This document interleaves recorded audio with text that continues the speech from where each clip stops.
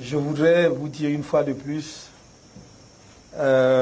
mes chaleureuses félicitations pour la prise d'initiative de l'organisation de cette rencontre. Je voudrais remercier avec une emphase particulière toutes les personnes qui ont rendu cette rencontre possible, que je ne vais pas ici citer nommément, ça n'est pas nécessaire, ces personnes-là se connaissent, toutes les petites mains qui ont été actives. Remercier cet hôtel qui a bien voulu nous accueillir, qui a eu le courage, il faut le dire, de nous accueillir. Mais on ne devrait pas dans son pays avoir besoin d'un courage particulier pour rencontrer un compatriote qui n'a d'autre envie et d'autres objectifs que de partager avec ses compatriotes sa propre vision de l'avenir du pays. Qu'est-ce qu'il y a de plus noble? Qu'est-ce qu'il y a de plus noble en politique que d'aller à la rencontre de ses compatriotes pour échanger avec eux, recevoir d'eux, accueillir leurs commentaires, leur donner la possibilité d'enrichir ce que vous voulez préparer et qui doit être servi ensuite à la collectivité tout entière. Je pense que il est temps,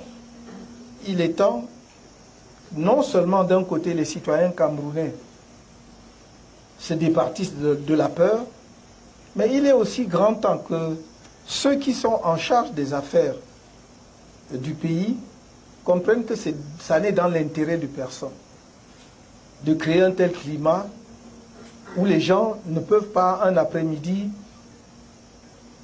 se rencontrer comme nous l'avons fait cet après-midi sans que cela n'apparaisse comme une prouesse, comme quelque chose... Voilà. Donc vous êtes parmi les courageux qui êtes venus, qui avaient pris ce risque-là. Je vous en remercie. Mais je voudrais que 2025 soit la dernière année où ça se passe comme ça. Que ce soit la dernière année. Que lorsque des Camerounais, un Camerounais, veut s'adresser à ses compatriotes pacifiquement, paisiblement, dans le respect des lois de la République et dans le respect de ses compatriotes, qu'ils puissent le faire. Nous n'avancerons pas si nous n'arrivons pas à cela. Qu'y a-t-il de mal? Qu'est-ce que nous avons fait ici de mal dont vous ne puissiez être fiers lorsque vous rentrez chez vous? Est-ce que ce n'est pas un bel après-midi que nous avons passé ensemble? Et donc, je vous remercie et je voudrais vraiment que vous essayiez aussi d'être les vecteurs de ce message-là. Un message de paix, un message d'attachement à notre pays, mais un message d'ambition incommensurable pour le Cameroun. C'est ce qui me porte, c'est ce qui me fait me réveiller chaque matin. Je disais à quelqu'un, mon programme, le programme que dont je vous ai esquissé les aspects économiques, ce n'est pas une vision qui pour moi est abstraite, c'est un programme qui m'habite, je marche dedans, dans ce programme-là. Quand je vous parle de la zone, des zones économiques ou des zones industrielles ou des zones économiques spéciales, quand je vous parle des chemins de fer ou des routes et des autoroutes, je m'y vois. Et je voudrais que nous nous y voyions tous ensemble, parce que c'est de notre pays dont il est question. C'est ça que je voudrais partager avec vous, il n'y a rien d'autre. Mais je comprends qu'en politique, les gens croient qu'il n'y a pas de limite, effectivement, à l'adversité. Et je crois que peut-être aussi, ça fait partie de ce qu'on va appeler la croissance d'un pays. Je crois que nous allons grandir progressivement et dans les années à venir, on arrivera à un climat beaucoup plus détendu que ce que je vois depuis plus d'une dizaine d'années que je suis dans le champ politique. Mais c'est de notre devoir, et par conséquent du mien personnellement, de commencer à travailler dès à présent pour que ce demain-là advienne, où les Camerounais peuvent se sentir libres et fiers et tranquilles dans leur pays. Nous avons un seul objectif, nous avons une seule ambition, c'est de moderniser le Cameroun, de faire qu'il y ait un progrès rapide, mais un progrès partagé. qui est un progrès rapide, mais un progrès partagé. Que le Cameroun retrouve son rang au niveau international.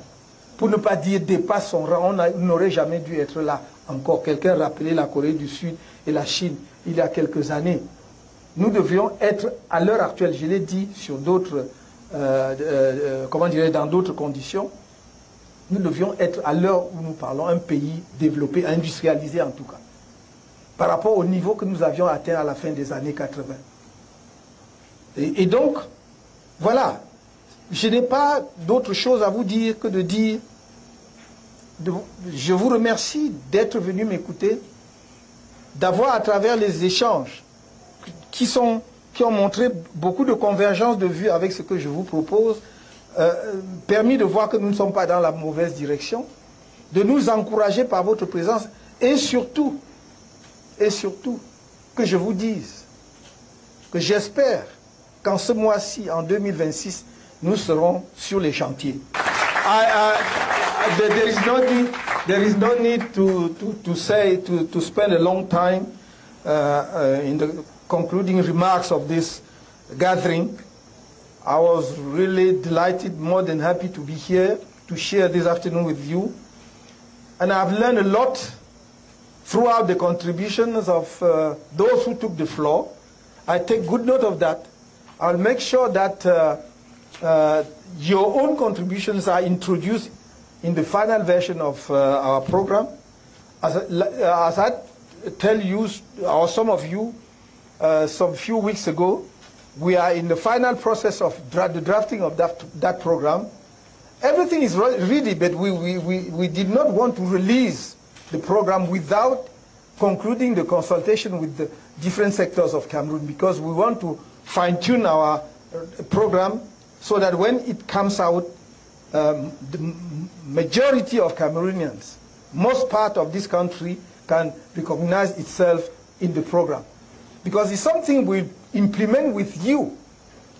It means that you need to have the ownership of that program. And I do count on you that with the grace of the law, come 2026, I will not be standing here speaking to you on what we are going to do, but we will be outside working to rebuild and reshape this country. Thank you very much.